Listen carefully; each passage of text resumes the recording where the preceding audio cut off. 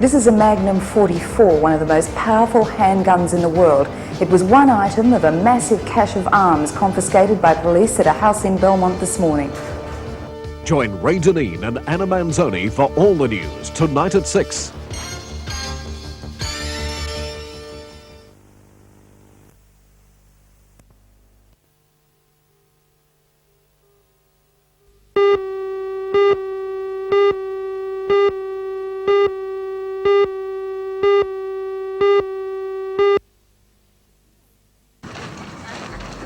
The two-day visit to Newcastle began today with an obligatory visit to the koalas enclosure at Blackbutt Reserve. The Japanese have a special fascination for the cuddly creatures, but the visitors had to be content just to pat them today, as a number of people have been scratched by the koalas. The 38 visitors from the Ube Chamber of Commerce were asked to Newcastle to help the Chamber here celebrate its centenary. Tonight they'll attend the centenary dinner at the Newcastle City Hall, and tomorrow they'll visit a coal mine and the vineyards.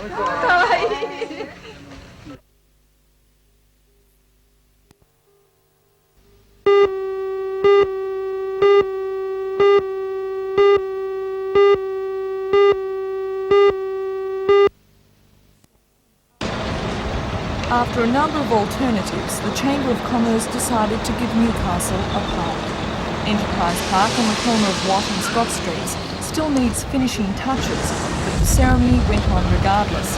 It was attended by 38 visitors from our sister city of Ube in Japan and representatives from the Chamber and the city administration. Extend to the Chamber our warm appreciation to the City of Enterprise and this The park, costing $76,000, was a joint effort by the Newcastle City Administration and the Chamber of Commerce, with the Chamber contributing $50,000.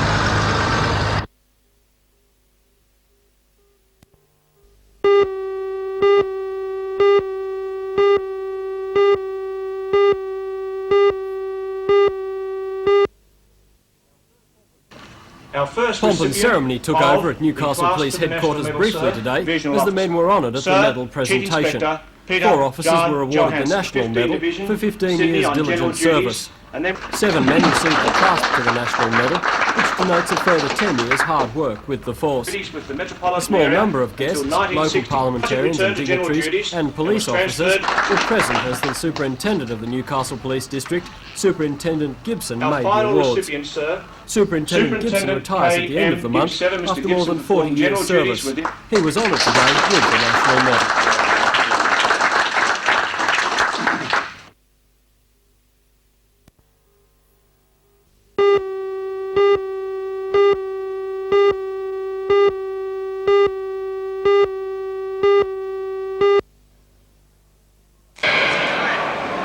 That indoor sports centre was absolutely teeming with youngsters for the first afternoon of a new $3,000 inter-school competition. Indoor soccer, netball and cricket will be contested each Wednesday of this first school term. It's the first time that so many indoor sporting teams have competed on an inter-school basis.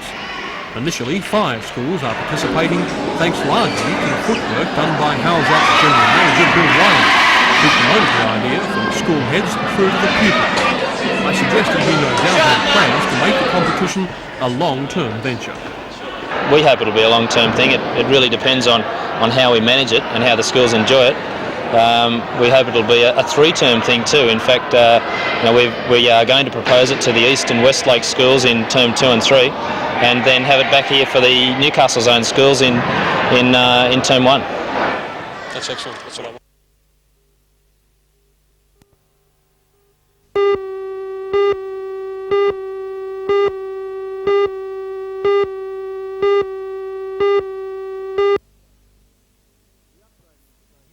The upgrading of the grain terminal and construction of new silos was blocked for nearly 6 months because of a prolonged demarcation dispute between the Builders Labourers Federation and the Australian Workers Union. That industrial unrest at the site was resolved by the New South Wales Labor Council recently, and as a result the upgrading will soon begin. Premier Rand says the new contract will be undertaken in accordance with the Building Code of Contract, adopted by the state government earlier this month. Transfield will build the new $5 million concrete storage bins. According to the Grain Handling Authority, the upgrading will significantly increase the state's capacity to export grain and should be completed in time for next season. The work involves the general automation of the plant, increasing the silo capacity by 30,000 tonnes and improving environmental and operating controls. The work will enable the terminal to export over 3 million tonnes of grain each year, which is just over half the state's annual exports of 5 million tonnes. According to the GHA, the state's grain harvest is continuing to grow each year, and this new work will help to improve our reliability and reputation as an exporter overseas.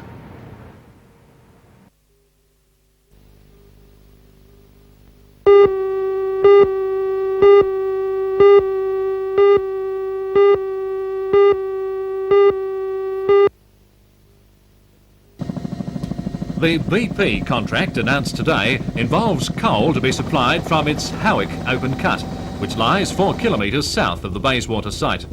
BP Coal says it will invest $110 million in the erection of a huge drag line, the construction of a new coal preparation plant, coal handling facilities and other infrastructure.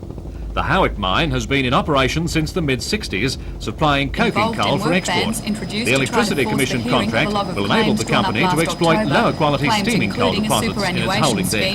BP Coal Australia says today's contract announcement means permanent employment in its Hunter Valley operations will go up from 450 to 615. The increase, according to the company, will be drawn from the Singleton and Musselbrook areas, along with a construction workforce of between 200 and 400 people at various times during the next 18-month development period.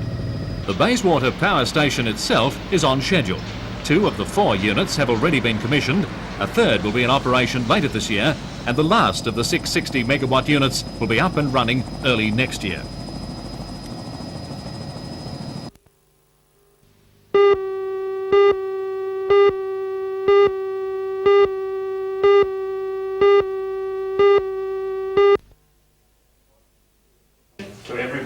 It was a small but determined group of concerned citizens at last night's Defence Committee meeting. However, more than 300 people had assembled at Wednesday night's meeting, with Area Director for Education Alan Beard and Local Member for Parliament Alan Walsh. And it was the results, or lack of them, from that gathering that came under discussion. It was then voted to send a telex today to Premier Rad and Minister for Education Mr Cavalier, seeking an urgent meeting with representatives from those groups opposing plans for co-education, on the grounds of misrepresentation by their local member. A similar telex will also be sent to the state opposition leader and the shadow minister. President of the Defence Committee Trevor Sedwell says that numbers are growing in support of their side in the long-running dispute. The opposition is extremely strong, and most stronger than the local media has supported. The Minister for Education, Mr Cavalier, said that he made the decision to amalgamate the 2 schools because he had community support. Is this true? That is not true. The figures that were initially submitted to the Minister are not truly representative of this community's feelings. Some of the facts that have come to light from the initial promoters of this move has shown that there was such a minority number of people that moved it, they could hardly be called as truly representative of this community. Just what action do you hope to get out of the plans that you have tonight to see the Premier Anne? We would like to have a fair hearing with the State Premier to advise him just what the feelings of this community are and what repercussions it is having on this electorate, which we're sure he's not aware of at the moment.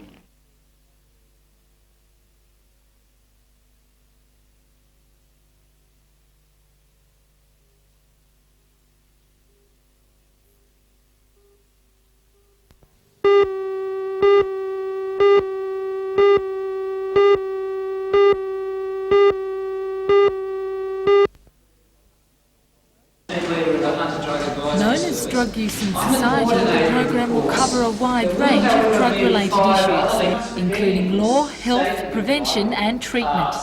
The 18-week course is sponsored by TAFE. It's the only one of its kind in the Hunter district. Raoul Walsh is the team leader for Newcastle's Hunter Drug Advisory Service and is one of the 5 lecturers who will be conducting the various seminars. He says that the new course will cover the use and abuse of drugs from every angle. We'll be looking at both legal and illegal drugs. In fact, there's probably marginally more content about, say, alcohol, tobacco and prescribed drugs, but cannabis and heroin also, and some of the other illegal drugs get a fair share of attention as well. Just how important is it for people to become educated in the use and abuse of drugs? Well, I think if society is going to come to grips with a fairly high level of drug use that exists at present, really we do need to have balanced information. There's a terrible lot of myths and half-truths about drugs that circulate in the community, and one of the things I hope to do with this course is dispel some of those.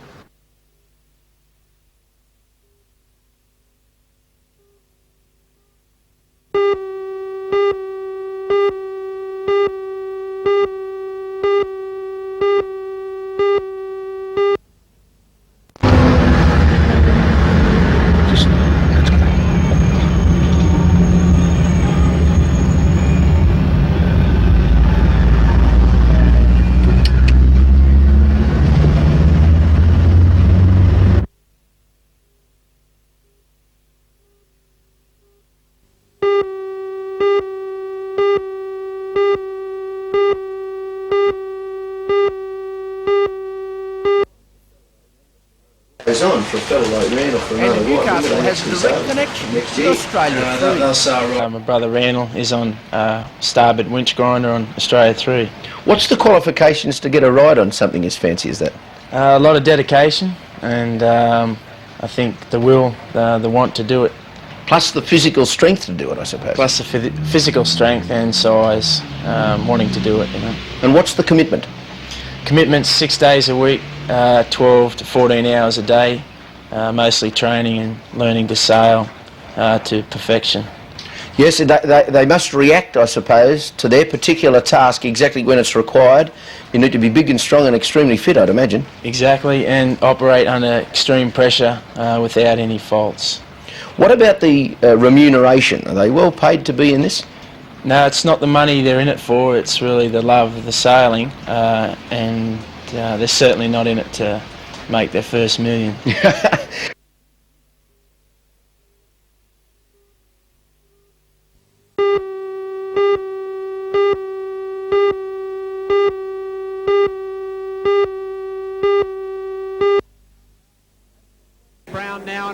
National champion Paul O'Neill and former champion Alan Butcher will line up in the Pit Crew Grand National Masters along with Queensland's Mick Rowell and a host of top local drivers, including State Super Sedan champion John Pine in the $1,000 First Prize Classic, which will be contested over a series of heats and a 25-lap final. England's Peter Carr and Sean Wilmot will be two of the big names in solo racing, with state champion Stephen Davis having his final race meeting before leaving Australia for a season in the British League. In the sidecars, Queenslanders Norm Tetri and Nev Varley will certainly put the locals to the test in their final hit-out before their championships next Saturday night. They got out of it beautifully. Their experience showed there.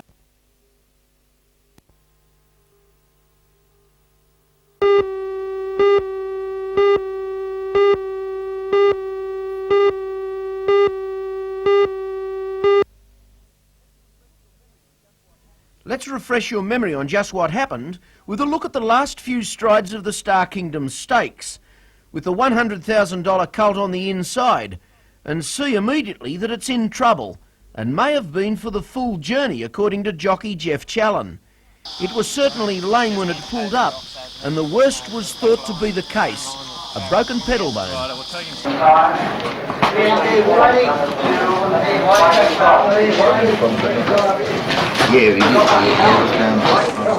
stories have a happy ending, but this one does. After x-rays today, the official verdict is no broken bones. Just signs of strain, of course, and bad bruising. Yes, Killarney Drive, the $100,000 colt, will do again what it was bred to do. Run fast, very fast in fact, within weeks, not months if at all, as was first thought.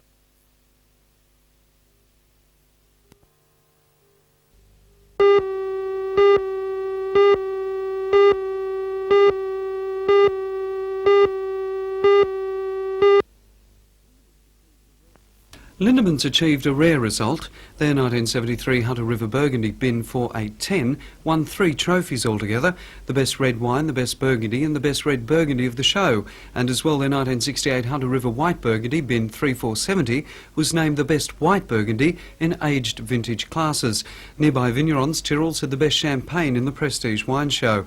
But the big win was that achieved by small winemaker Sutherland's, which brought the coveted State Bank trophy for small producers back to the Hunter after 2 years away at Griffith and Mudgee. For owners Neil and Carolyn Sutherland, the win by their 1985 Chardonnay is the result of a firm commitment to the production of only top-class wines. They began establishing their 22 hectares of vines in 1979 and produced their first vintage in 1983, which included another award-winning Chardonnay. After only 3 vintages, Neil Sutherland is convinced of the potential of the Hunter District producing as a producer of Chardonnay wines. grapes. I think we've certainly proven the fact that the climate we have here in the Hunter Valley is ideally suited for the Chardonnay, which of course is the great white Burgundy grape. And Neil says that the 1986 vintage is shaping up to be as good, if not substantially better, than any this decade. And that's a sentiment warmly shared by the president of the Hunter Valley Vineyards Association, Chris Barnes, who says the growing conditions just couldn't have been better. Well, it's embarrassing. Again, after 83, 84, 85, again we've got a very good vintage here in the Hunter, and it's amazing that winemakers like to brag about the most recent vintage. There's no doubt about it, it's another great vintage.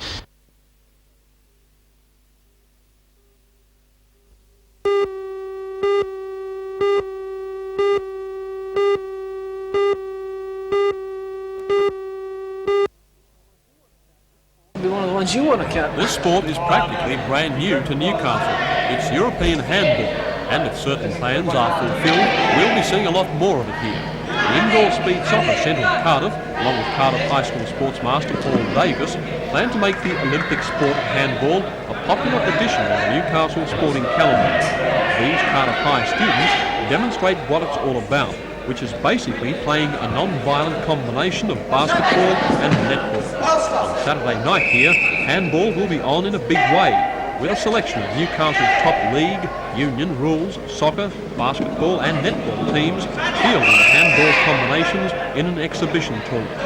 But Paul Davis has much longer-range plans for the sport. Well, initially we had to have this team handball competition with all the big football teams and league and soccer, and that's on Saturday night. Following that, I hope to get enough interest so that people will see that it's a game that kids can play, adults can play with very little skill. Hopefully, in the end, we want to have a competition amongst schools with perhaps in the long term, not right now, but in the long term, perhaps playing against teams from Sydney, where they do play it quite well in Sydney. Yeah.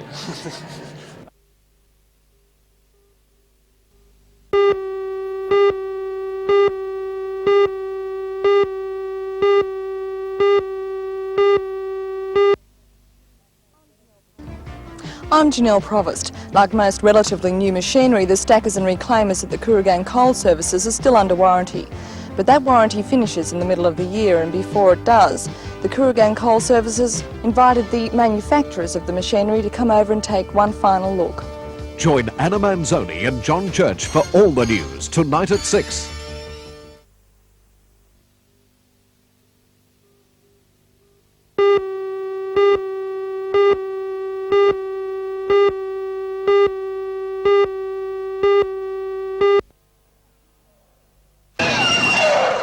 If the people of Nelson Bay weren't quite awake before the F-A-18 Hornet jet swooped down Stockton Street like a bird of prey, they had no excuse afterwards. The Hornet left little doubt about what it's capable of and how much noise it can create. And if that wasn't enough to let the locals know that the RAF had arrived, 180 servicemen and women from 5 flights marched down the main street to exercise their freedom of the Shire. Fully armed, those magnificent people in their flying machines marched to symbolise the goodwill and trust between the civilian community and the military.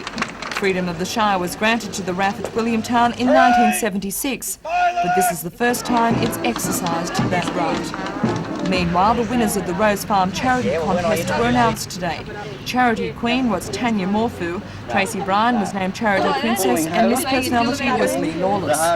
The 6 entrants managed to raise $15,000 for the polyclinic at Nelson Bay.